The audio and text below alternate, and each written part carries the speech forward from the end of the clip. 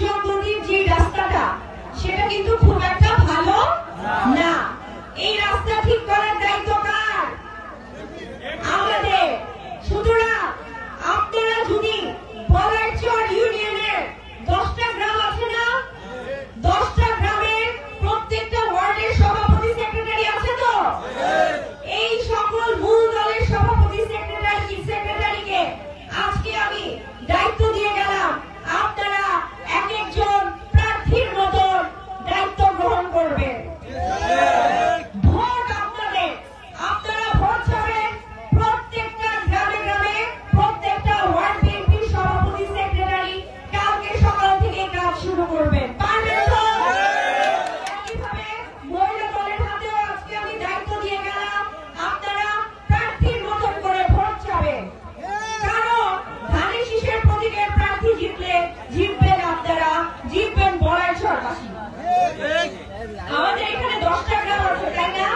বলাইচর, চকসাহাবদি, চরশ্রীপুর, জঙ্গলদি, ঢোকাচর, দোসরা ছনকান্দা, কুমড়াচর, রামেরচর, ঠিক আছে? চর জঙ্গলদি, এই প্রত্যেকটা গ্রামে গ্রামে আপনারা একদম বিচরণ বাড়িয়ে দেন। প্রত্যেকটা বাগানে যে তারেক রহমান সাহেবের পক্ষে কথা বলেন। আমাদের এখানে টোটাল জনসংখ্যা ইউনিয়নের 32,195। আমি চাই 32,195 এর মধ্যে 32,195 ভোটই ধানের শীষের পক্ষে যায়। এই জন্য আমাদের যদি অন্য কোন দলের কর্মীরা থাকে, অন্য কোন দলের সমর্থিত ব্যক্তিরা থাকে, তাদের কাছে যে আমরা ভোট চাবো, তারাও আমাদের ভোটার, অন্যভাবে তারা যেন নির্যাতিত না হয় সেই দায়িত্ব আমি ওয়ার্ড বিএনপি, ইউনিয়ন বিএনপি নেতৃবৃন্দ, মহিলা দলের নেতৃবৃন্দের কাছে আজকে দিয়ে দিলাম। আপনাদের আমাদের এই বলাইচর ইউনিয়নে মোট 20টা কেন্দ্র আছে। 20টা কেন্দ্রের আশেপাশে যাদের বাড়ি আছে, এখন থেকে বলছি আপনারা নিজেদেরকে এজেন্ট ভাবা শুরু করে দেন এবং ভোট কেন্দ্র থাকবে। আপনারা ভোট কেন্দ্রে কোন রকম ভাবে যেন কোনো 2 নাম্বারই না হয় সেই দায়িত্ব নেওয়ার জন্য মনে মনে প্রস্তুত হয়ে যান। পারবেন না? যারা ইউনিয়ন কমিটিতে থাকবেন তারা তো দায়িত্ব পালন করবেন, যারা ইউনিয়ন কমিটিতে থাকবেন না তারা আরো বেশি দায়িত্ব পালন করবেন।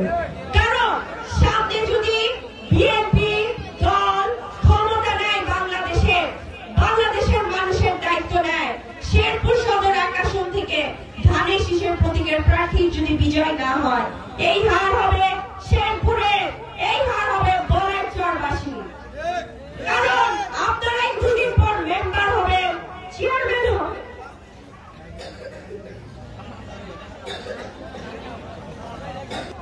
আপনাদের উপর অনেক দায়িত্ব, আপনারা কি দায়িত্ব উপেক্ষা করতে পারেন? আমরা বৃষ্টিতে ভিজে রোদে পুড়ে কাজ করছি, কোন রকমের জ্বর ঠান্ডা কাশি আমাদেরকে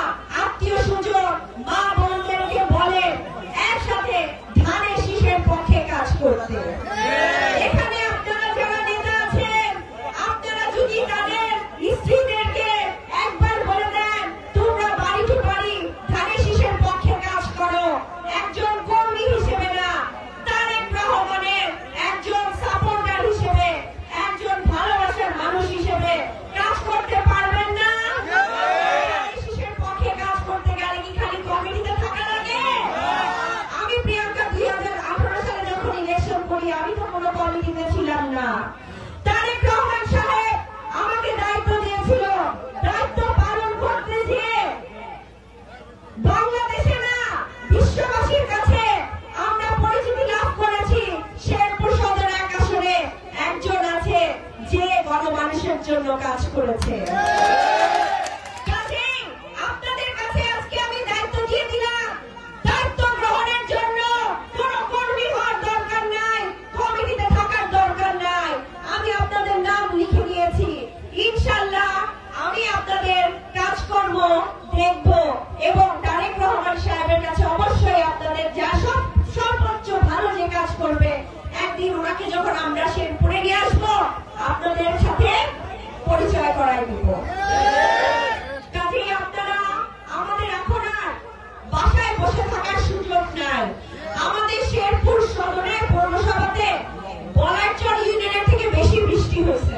আমরা কিন্তু বৃষ্টি উপেক্ষা করে আজকের প্রোগ্রাম ক্যান্সেল করি নাই।